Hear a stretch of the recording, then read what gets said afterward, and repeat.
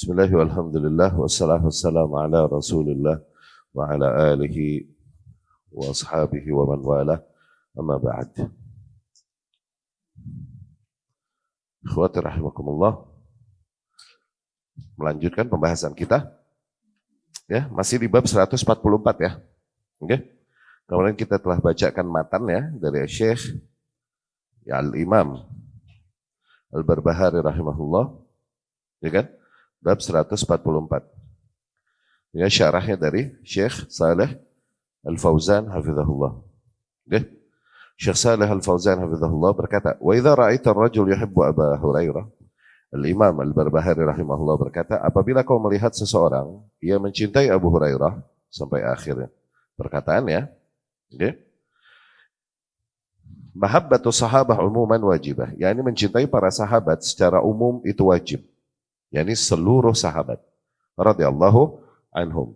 Dan sahabat adalah orang yang memenuhi kriteria ini.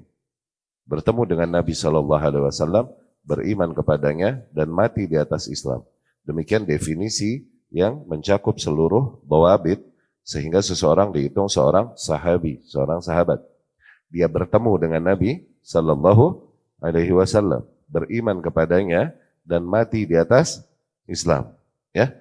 Mencintai kaum mukminin demikian yang Allah takdirkan untuk bertemu dengan Nabi, beriman kepadanya dan mati di atas Islam. Mencintai mereka hukumnya secara umum wajib, ya, sebagaimana telah kita jelaskan di bab-bab sebelumnya. Itu adalah di antara bagian keimanan. Tapi hunak afrad minas sahabah ta'an fihim ahlul ahwa.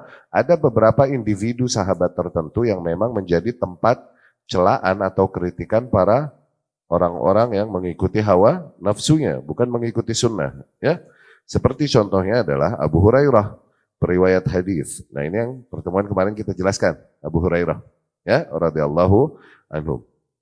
Abdurrahman bin Sakhr ad-Dawsi, Abdurrahman bin Sakhr ad-Dawsi. Ya, tadinya namanya sebelum Islam Abdus Syams atau apa gitu nama-nama jahiliyah. Setelah masuk Islam diberi nama oleh Rasul Sallallahu Alaihi Wasallam Abdurrahman, ya, Abdurrahman ad-Dawsi dari kabilah Daus, terkenal dengan nama Abu Hurairah dikarenakan kecintaannya memang kepada anak-anak kucing. Hirnya anak-anak kucing. Ya.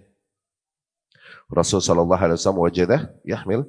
Rasul suatu hari menemuinya, dia membawa anak kucing yang di saku bajunya. Nah, dari situ Rasul manggil ya Abahir, gini, wahai Abu Hurairah. Demikian para sahabat, ketika Rasul memberikannya laqab, julukan, laqab itu akan lebih mereka cintai daripada nama yang diberikan orang tua mereka. Radhiyallahu anhum ajma'in. Abu Hurairah, periwayat hadis alladzi rawa ahadits katsirah 'anil Nabi sallallahu alaihi wasallam, yang telah banyak meriwayatkan hadis dari Nabi sallallahu alaihi wasallam. Wa hum yughidhuhum hifdzus sunnah. Tuh. Nah, para pengikut hawa nafsu ini, mereka begitu kesal ketika terlihat adanya penjagaan terhadap sunnah Rasul Sallallahu Alaihi Wasallam. Itu benar-benar got into their nerve, benar-benar bikin kesal mereka ketika ada upaya, usaha penjagaan kemurnian sunnah Rasulullah Sallallahu Alaihi Wasallam.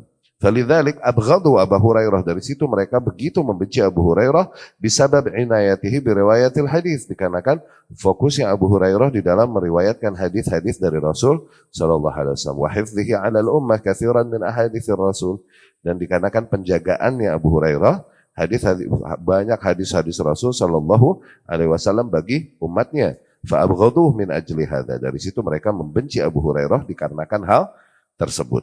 Ya. Kemarin udah kita jelaskan di pertemuan sebelumnya nih, kenapa Abu Hurairah yang menjadi tempat celaan.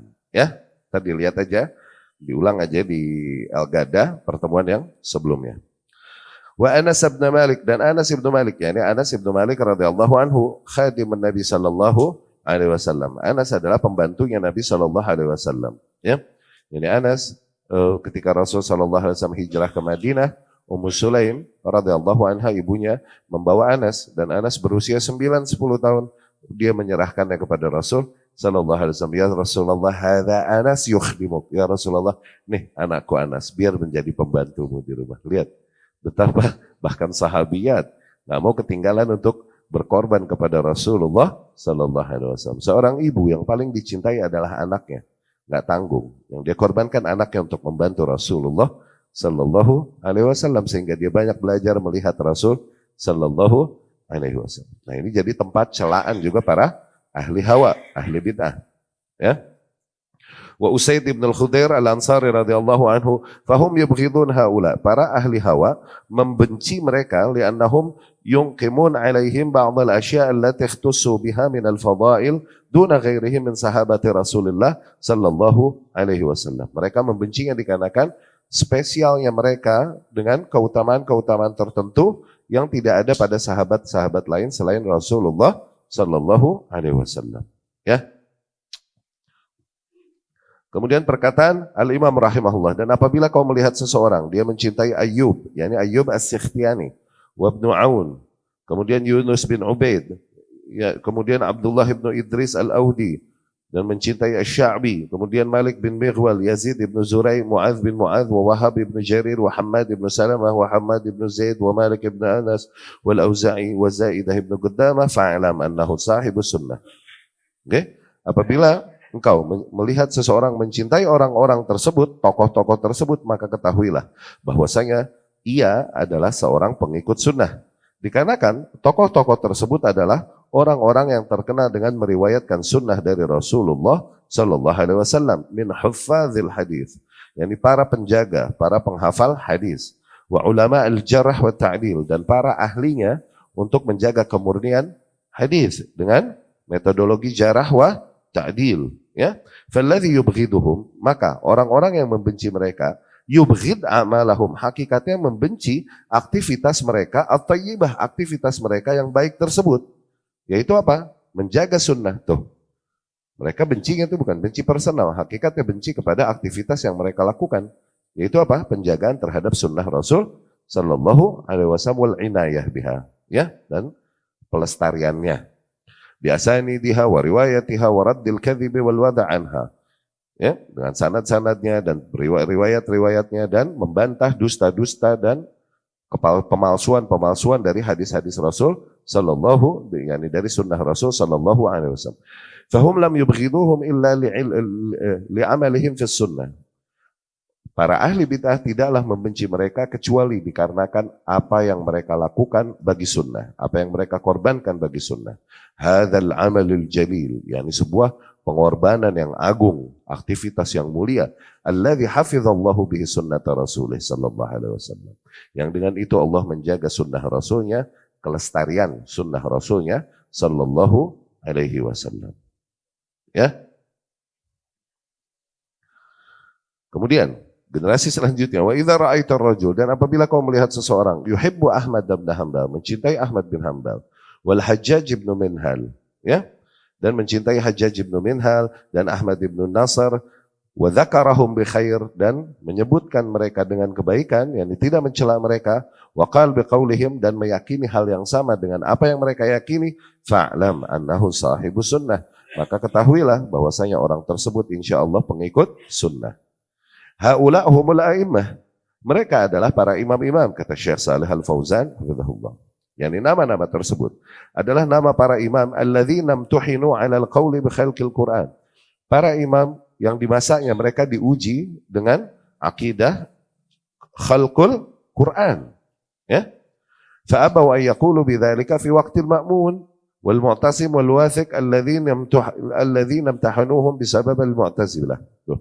Namun mereka bertahan dan nggak mau mengikuti apa yang dipaksakan ke atas mereka untuk mengucapkan khalqul Quran. Ya, di waktunya Ma'mun, Mu'tasim, dan di waktunya Wathiq, eranya. Gitu ya. Itu era-era khalifah yang memaksakan akidah Mu'tazilah. Ma'mun, Mu'tasim, sama Wathiq. Ya. Lian al-Mu'tazilah saru hasyiyah lil khulafa. Pada saat itu, para kaum Mu'tazilah menjadi orang-orang yang paling nempel dekat kepada para penguasa. Wasaru mustasyarina lahum, jadilah para Mu'tazilah tersebut sebagai para penasehat penguasa.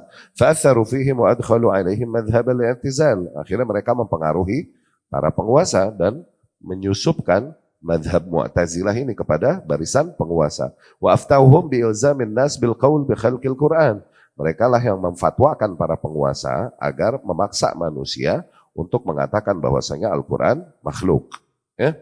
Fahasalat mihnah azimah, dari situ terjadilah musibah yang besar, ujian yang besar. Waqif minha al-Imam Ahmad al-mawqif as-salb wal jabal asy-syamikh. Di masa itu Al-Imam Ahmad mengambil sikap yang begitu kuat luar biasa, yang firm, sabat, ya, sebagaimana teguh atau tegarnya gunung yang menjulang tinggi. Walam yaqdiru minhu ala syai', sehingga mereka enggak mampu berbuat apapun kepada Imam Ahmad, yakni enggak mampu membujuk Imam Ahmad untuk mengatakan bahwasanya Al-Quran makhluk. Bal samad wa waqaf wa sabar ala al-adzab. Imam Ahmad pada saat itu memilih untuk bertahan, bersabar, ya, menghadapi seluruh siksaan wal ihanah was sijn, penghinaan dan penjara, dikarenakan mempertahankan akidah Ahlus Sunnah. Hatta nasarallahu bihi hadzal din, sehingga Allah memenangkan agama ini dengan Imam Ahmad, ya. Wa qama' bihi haula az-zanadiqah, dan dengannya, yakni dengan Imam Ahmad, Allah membantah, mematahkan hujah para kaum zindiq. Ya, kaum zindik, yakni kaum Jahmiyah ini, Mu'tazilah, yang memaksakan pendapat atau keyakinan bahwa Al-Quran makhluk, ya. Wa minal ulama man kutil mithal Ahmad ibn Nasr, dan di antara para ahli ilmu di masa itu ada yang tersiksa sampai terbunuh dikarenakan mempertahankan akidah tersebut. Di antaranya adalah Ahmad bin Nasr dan lain-lain. Ibnu Nuh juga terbunuh, minhum unas, banyak yang terbunuh. Abau ayyaqulu bi khalqil Qur'an faqataluhum, dikarenakan mereka enggan untuk mengatakan bahwasanya Al-Quran makhluk, akhirnya para penguasa membunuh mereka. Wal Imam Ahmad azabuhu, Imam Ahmad sendiri diazab oleh para penguasa. Wa talabal Mu'tazilah biqatlih, dan para kaum Mu'tazilah menuntut, menekan para penguasa untuk membunuh Imam Ahmad. Lakinnallaha najah minal qatl, tapi Allah menyelamatkannya dari pembunuhan tersebut. Wa asamal khalifah min qatlih, Allah menjaga khalifah dari membunuh Imam Ahmad. Lakinnahum azabuh wa azauh, tapi mereka sempat mengazabnya dan menyakiti imam. Fasabara ala dzalika hatta ayyadahu Allah bil mutawakkil. Imam pun bersabar di atas hal tersebut sehingga Allah kuatkan ia dengan hadirnya era berikutnya, yaitu era Mutawakkil ibnul Mu'tasim. Mutawakkil anaknya Mu'tasim, faqad rafa'a anhul mihnah. Dengan itu, dengan datangnya era dia, ya, akhirnya diangkatlah fitnah khalqul Quran, dihentikan kebijakan-kebijakan kakek dan ayahnya sebelumnya yang memasakkan khalqul Quran, ya. Akramah wa a'azza wa azhara sunnah.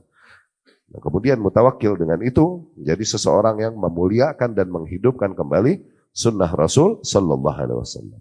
Demikianlah sunnatullah, demikianlah sunnatullah, ya, annal faraj ya'ti ba'da syiddah, bahwasanya pastilah keringanan, kelapangan datang setelah seluruh masa-masa yang berat, pasti datang.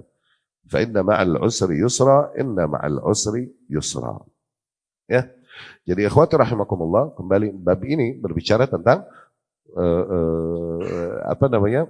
tetap patokan kebenaran bukan pada makhluk, bukan pada individu, bukan juga tidak pada semulia-mulianya makhluk. Yani para sahabat, tabi'in, tabi'ut tabi'in, orang-orang yang mulia, orang-orang yang kita muliakan tapi tetap patokan kebenaran pada kitabullah dan sunnah Rasul sallallahu alaihi wasallam. Tidak ada seorang individu pun yang Allah wajibkan untuk mentaati semua yang disampaikannya kecuali Rasul sallallahu alaihi wasallam. Selain Rasul maka bisa diterima, bisa ditolak. Ya, ini secara umum diwajibkan kita untuk mencintai para sahabat radhiyallahu anhum. Demikian perintah Allah, perintah Rasulnya sallallahu alaihi wasallam, dan mengikuti konsep mereka di dalam beragama. Demikian juga mencintai tabi'in, mencintai tabi'ut tabi'in, ya. Namun di bab ini berbicara tentang memang adanya beberapa tokoh yang begitu mereka gencar di dalam menegakkan sunnah, menjaga kemurnian sunnah dan mengingkari bid'ah. Okay? Sehingga dapat dilihat kecintaan seseorang kepada sunnah adalah dengan mencintai tokoh-tokoh tersebut. Kebencian seseorang kepada sunnah adalah dengan membenci tokoh-tokoh tersebut. Mereka membenci tokoh-tokoh tersebut dikarenakan apa? Karena itu tokoh mengingkari bid'ah. Tuh, hakikatnya ada kecintaannya kepada bid'ah. Dari situ ia mengingkari orang yang menjaga sunnah. Tuh, hakikatnya tuh demikian. Ya, demikian juga mazhab kita, di mana kita mengagungkan qaulus sahabah, ucapan para sahabat radhiyallahu anhum menjadi salah satu sumber bagi kita untuk mencari hukum. Tapi tidak mutlak, awas. Perkataan salaf secara umum nih, sahabat tabi'in, tabi'ut tabi'in, sebagaimana yang Rasul katakan, khairun nasi qarni, thumma alladhin yalunahum, thumma alladhin yalunahum. Sebaik-baiknya manusia adalah generasiku, yakni para sahabat. Kemudian generasi yang datang setelah mereka, kemudian generasi yang datang setelah mereka, yakni sahabat, tabi'in, dan tabi'ut tabi'in. Ucapan mereka, praktek yang datang dari mereka, kita jadikan di antara sumber petunjuk kita. Tuh. Tapi tetap dengan dhabit, selama apa yang mereka ucapkan dan apa yang mereka sampaikan ternyata tidak bertentangan dengan apa yang memang sunnah sahih dari Rasulullah Sallallahu Alaihi Wasallam. Tapi in case di salah satu waktu misal kita dapati ucapan di antara ucapan sahabat atau tabi'in atau tabi'ut tabi'in atau praktek yang mereka lakukan bertentangan dengan sunnah di antara sunnah-sunnah Rasul Sallallahu Alaihi Wasallam yang kita dapati, maka pada saat itu kita tidak ambil perkataan sahabat atau tabi'in dan meninggalkan sunnah. Itu bodoh namanya. Fahim? Tetap patokan kita kepada sunnah, kitabullah dan sunnah Rasul Sallallahu Alaihi Wasallam. Karena kita kaum yang mengikuti kebenaran dan mencari kebenaran, bukan mencari pembenaran dan mengikuti hawa nafsu. Oke? Demikian jahilnya mereka yang berhujjah dengan prakteknya apa yang dilakukan Husain pada saat itu, radhiyallahu anhu, atau apa yang dilakukan Sa'id ibnu Jubair, rahimahullah dari tabi'in yang dimana dia berontak kepada penguasa yang ada, ya kan? Mendoakan keburukan kepada penguasa yang ada atau bahkan memberontak kepada penguasa yang ada. Ya? Seseorang yang berhujjah dengan apa yang dikatakan oleh Sa'id ibnu Jubair atau berhujjah dengan apa yang dipraktekkan oleh Sa'id ibn Jubair dari berontak kepada penguasa, hakikatnya dia mengikuti hawa nafsu. Kenapa? Kok bisa kau mengikuti perkataan satu orang tabi'in dan mengkhilafi tabi'in lain yang mengingkarinya? Kok bisa kau mengikuti perkataan atau praktek seorang sahabat dan meninggalkan perkataan-perkataan atau praktek para sahabat lain yang mengikutinya? Itu fix, zahir, dikarenakan kau memang mengikuti hawa nafsu, tidak mengikuti sunnah.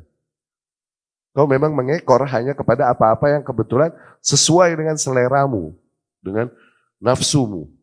Bukan apa yang memang benar datang dari Rasulullah Sallallahu Alaihi Wasallam. Ya, ada di antara doa yang katanya diriwayatkan dari Sa'id ibn Jubair, di mana dia mendoakan kematian untuk Hajjaj ibnu Yusuf, Allahumma qsim al-Hajjaj, dan lain-lain. Oke? Tapi ya ada juga dari tabi'in lain, dan bahkan dari para sahabat radhiyallahu anhum yang dimana mereka mengingkari celaan dan makian kepada Hajjaj. Para tabi'in datang menghampiri Anas ibn Malik radhiyallahu anhu. Syakauna ma nalqa minal Hajjaj. Kami mengeluhkan kepada Anas apa yang kami dapati dari sikap Hajjaj, yakni begitu keras kepada kami. Anas tidak mendoakan keburukan, tidak mencela dan tidak memaki. Justru dia mengarahkan para sahabat kepada yang sesuai dengan yang hak yang datang dari Rasulullah Sallallahu Alaihi Wasallam. Anas berkata, "Isbiru, innahu la ya'ti 'alaikum zamanun illa walladhi ba'dahu syarrun minhu." Sabarlah kalian. Sesungguhnya tidaklah datang bagi kalian sebuah zaman kecuali pasti zaman yang datang setelahnya lebih buruk daripada yang sebelumnya. Pasti. Sami'tuhu min nabiyyikum, sami'tuhu min. Aku dengar sendiri dari nabi kalian demikian. Dia memerintahkan untuk bersabar, wala mencaci maki. Ada Nasr ibnu Umar ad-Dubai, kalau nggak salah, Nasr ibnu Umar ad-Dubai kalau nggak salah, datang mencela-cela Hajjaj, memaki-maki Hajjaj bin Yusuf, dan di situ ada Ibnu Abbas radhiyallahu anhu di ghurfah, ini di kamar. Apakah Ibnu Abbas membenarkan celaannya? Enggak, justru dia mengingkarinya. Dia berkata, la tu'ini syaitan ala akhik. Jangan kau tolong syaitan ke atas saudaramu. Yani jangan kau bantu syaitan untuk menghancurkan saudaramu. Yani dengan doamu, dengan celaan-celaanmu itu, dengan doa keburukan yang kau berikan, akhirnya kondisi dia nambah buruk nanti. Keburukan akan lebih terasa lagi kepada orang yang dizolimi. Karena kau mencela-celanya, bukan justru mendoakan kebaikan dan petunjuk baginya. Begitu. La tu'ini syaitan ala akhik. La tasubba. Janganlah kau mencela-celanya. Lihat, ini zahir dari bimbingan para sahabat dan tabi'in. Kok bisa seseorang yang ngaku mengikuti sunnah dan mengikuti salafus saleh, ngotot ikut yang satu contoh yang beda dengan yang umumnya datang dari sahabat atau dari tabi'in, oke? Dan meninggalkan apa yang umumnya dikatakan para sahabat dan tabi'in demi ngikutin yang satu ini. Apa namanya kalau bukan mengikuti hawa nafsu? Apa namanya? Ada bahasa lain enggak? Fix. Dan itu error usul, bukan ijtihadiyah. Orang yang melakukannya maka dia menyimpang dari manhaj ahlus sunnah. Fix ya? Ini clear ya? Jadi kalau kita mengagungkan ucapan salaf, sahabat, tabi'in, tabi'ut tabi'in. Kalau perkataan tabi'in bertentangan dengan perkataan sahabat yang umum pada para sahabat, ente mau pilih perkataan siapa? Mana yang kau kedepankan? Perkataan para sahabat tentunya, karena yang umum. Para sahabat. Tabi'in beda sendiri nih. Kau yang akan ikut yang mana? Ya tentunya yang kau akan kedepankan adalah yang perkataan sahabat. Sekarang bagaimana perkataan tabi'in bertentangan dengan sunnah sharih yang datang dari Rasul? Ente mau ngotot pakai perkataan tabi'in? Wah, lo ngikutin hawa nafsu lo. Wah, lo bukan ngikutin hak lo emang. Iya gak? Sekarang jelas wasiat-wasiat Rasul yang disampaikan para sahabat untuk bersabar, doakan kebaikan penguasa kepada penguasa dan lain itu udah clear, udah jelas, udah obvious. Kok bisa masih ngotot ngikut yang satu ini? Wah, Allah emang bukan ngikutin Rasul Sallallahu alaihi wasallam. Clear gak? Clear ya? Tayyib, bab selanjutnya. Mi'ah khamis wa arba'un. Bab 145. Qala al-muallif rahimahullah wa idza ra'aita ar-rajula yajlis ma'a ahli al-ahwa fahdharhu. Dan apabila kau melihat seseorang dia duduk-duduk sama ahli bid'ah, maka berhati-hatilah mulai darinya. Wa arifhu, dan kasih tauin dia, nasihatin. Awas loh, yang ente duduk-duduk sama dia ini ahli bid'ah loh. Tuh, arifhu yakni tell him the truth. Katakan bahwa orang yang kau duduk dengannya adalah seorang yang menyimpang. Oke? Fa'in jalas ma'ah ba'da ma'alim, tapi udah dikasih tauin masih juga dia duduk sama tuh orang, fattaqih, maka mulailah kau berhati-hati dengannya. Jauhilah dia. Jauhil tuh orang yang duduk tuh. Fa'innahu sahib hawa. Karena sesungguhnya dia nih juga adalah pengekor hawa nafsu sebagaimana ahli bid'ah yang dia bersohib tadi. Cuman belum zahir darinya. Ikhwah, nah ini fenomena yang banyak kita temui juga di lapangan. Begini, awas. Jadi di kita pengingkaran ini bukan kepada hanya kepada bid'ah, tapi kepada bermanis-manis dan duduk-duduk bersama ahli bid'ah. Ini diantara apa yang kita tegaskan dan kita ingkari. Oke? Dan ini bentuk usul diantara usul ahlus sunnah. Yang pelanggaran seseorang ini bukan hanya karena dia melakukan bid'ah atau meyakini keyakinan yang bid'ah. Itu pelanggaran enggak? Pelanggaran, usul. Oke? Tapi di antara bentuk pelanggaran, seseorang nggak melakukan yang bid'ah, dia nggak meyakini sesuatu yang bid'ah, tapi dia bermanis-manis sama ahli bid'ah yang menyerukan kepada bid'ah, itu pun bentuk pelanggaran usul. Awas. Karena madarat yang banyak dan besar, yang intinya pada wala dan bara.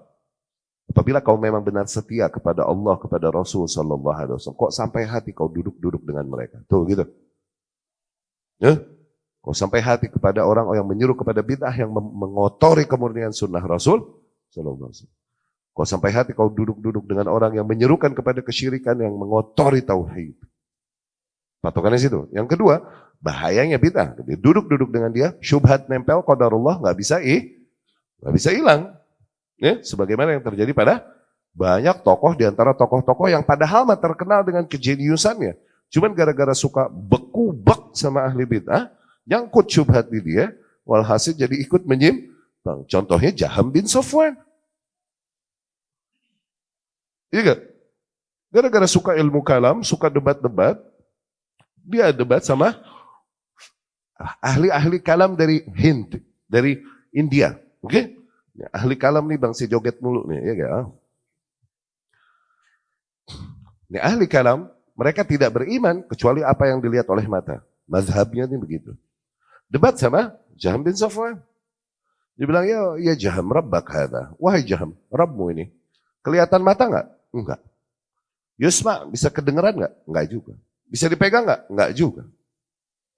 Idzan huwa ma'dum. Lalu hakikatnya Rabbu ini nggak ada. Teg ke hatinya tuh. Tuh kan? Dari situ dia sendiri meragukan eksistensi Allah, keberadaan Allah. 40 hari nggak sholat. Tuh, gara-gara apa? Gara-gara main, ngobrol, majlas. Sama ahli bid'ah. Nyangkut. 40 hari nggak sholat, gerbang terbuka gede itu buat setan, tinggal masuk. Iya gak? Harim aja kena jatah haid suka kesurupan loh. Awas, harim kesurupan, itu hampir dipastikan lagi haid.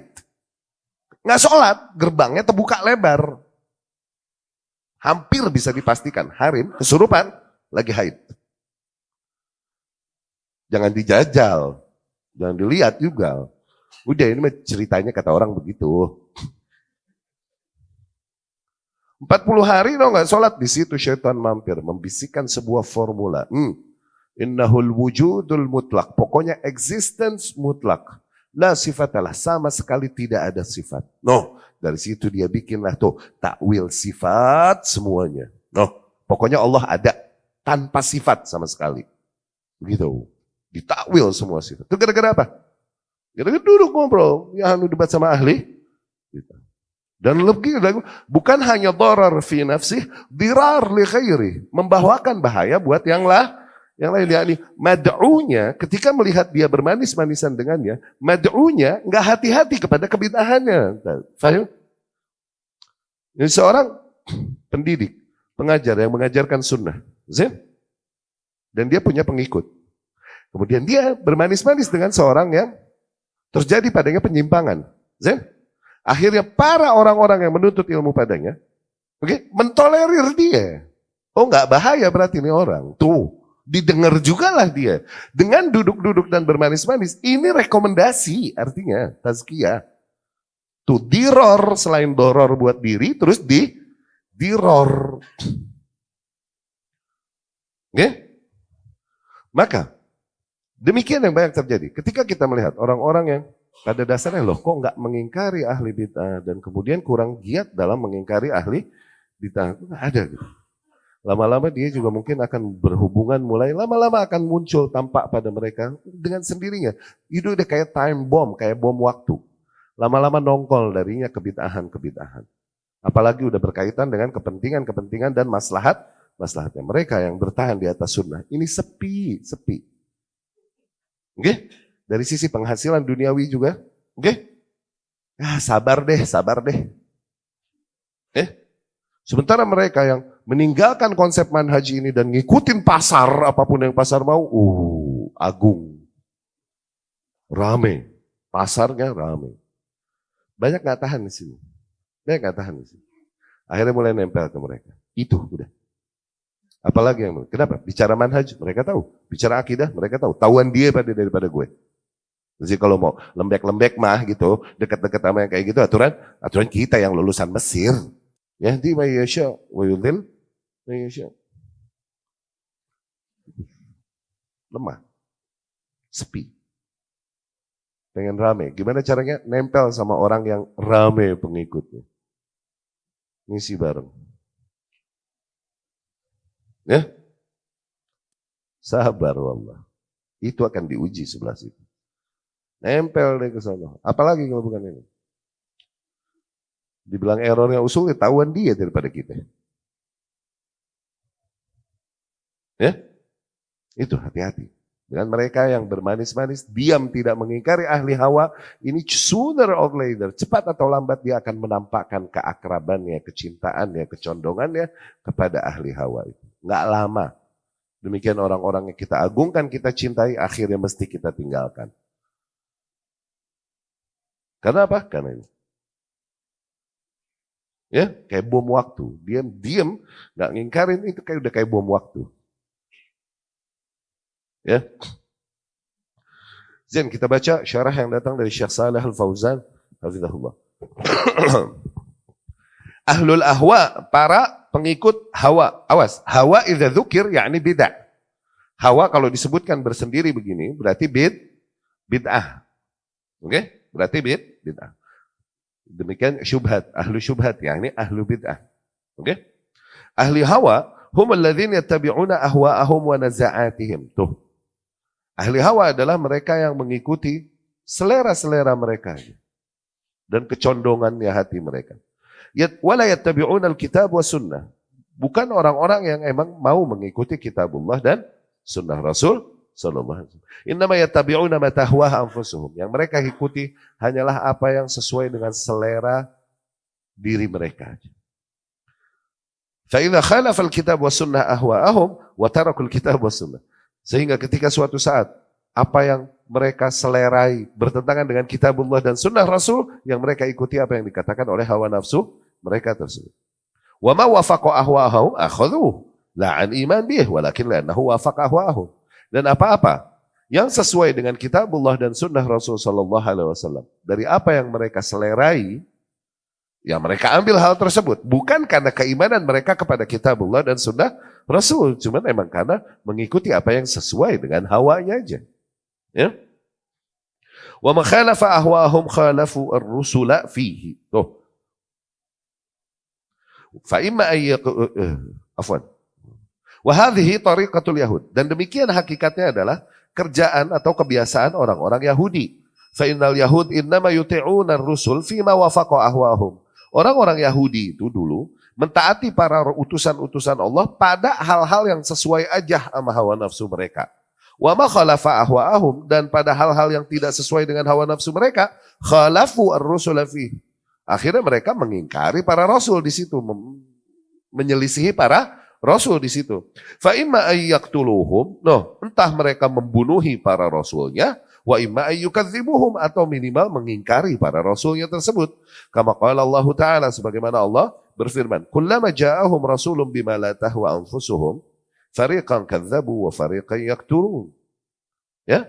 Setiap kali datang kepada mereka seorang utusan Allah membawakan nilai yang tidak sesuai dengan hawa nafsu mereka, maka sebagian rasul tersebut ada yang mereka bunuhin, ada sebagian yang mereka dustakan.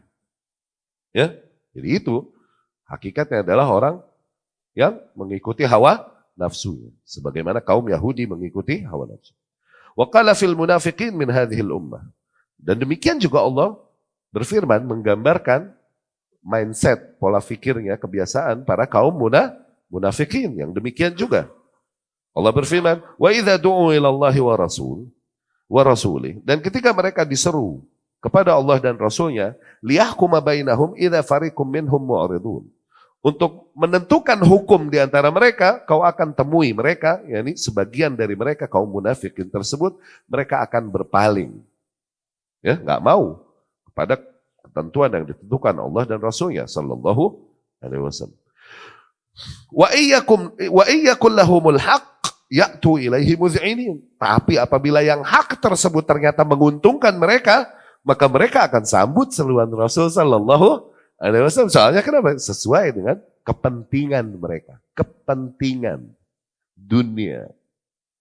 Fahim? Kemana arahnya? Hah?